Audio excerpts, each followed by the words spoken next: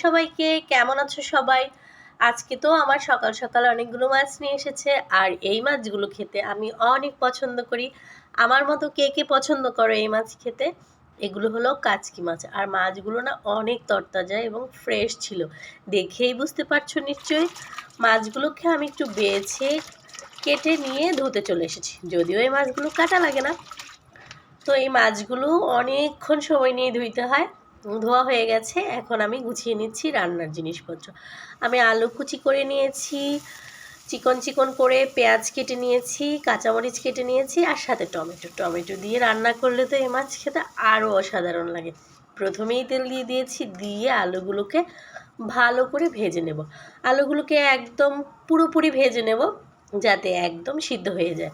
আলুগুলো ভাজা আমার হয়ে গেছে, এবার দিয়ে দিয়েছি হলো পেঁয়াজ কুচি। পেঁয়াজ কুচিগুলোকেও একটু সময় নিয়ে ভেজে নরম করে নেব। পেঁয়াজগুলো আমার ভাজা হয়ে গেছে, এবার কাঁচামরিচ দিয়ে দিয়েছি, তারপরে একে একে সব মশলা দিয়ে দেব। মশলা বলতে এই তো লবণ, হলুদ, মরিচ এইগুলোই দিয়ে একটু সময় এগুলোকে ভেজে নেব।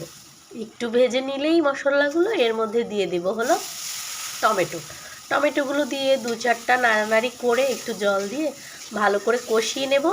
কষানো হয়ে গেলেই এর মধ্যে দিয়ে দেব কেটে ধুয়ে রাখা মাছগুলোকে আমি দিয়ে দিয়েছি। দিয়ে এবার হচ্ছে মাছগুলো একটু নাড়াচাড়া করে কষিয়ে নেব। খুব বেশি সময় নাড়াচাড়া করা যাবে না, কারণ হচ্ছে তাহলে আমার মাছগুলো ভেঙে যেতে পারে। এই তো আমি একটু সময় নিয়ে নাড়াচাড়া করে কষিয়ে নিচ্ছি মাছগুলোকে। তো আমার হয়ে গেছে, এবার আমি এর মধ্যে জল দিয়ে দেবো। যতটুকু ঝোল রাখবো ঠিক ততটুকুই জল দেবো, খুব বেশি একটা জল দেবো না। কারণ হচ্ছে মাছগুলো তো হতে খুব বেশি একটা সময় লাগবে না, যেহেতু আমার আলুগুলো অলরেডি ভাজা হয়ে গেছে।